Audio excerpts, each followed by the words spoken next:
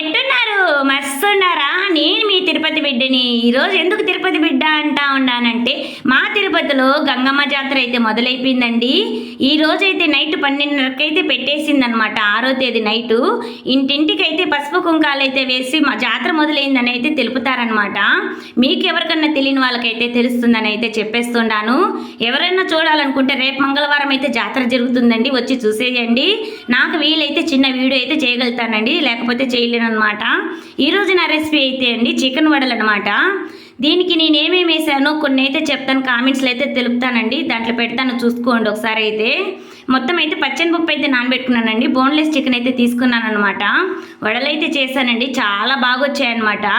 ఒక పక్క వడలు చేస్తూ మీకైతే చూపించాలని నేనైతే కారం అయితే వేసుకొని తింటూ ఉన్నాను. వడలు ఇవైతే ఖచ్చితంగా ట్రై చేయండి.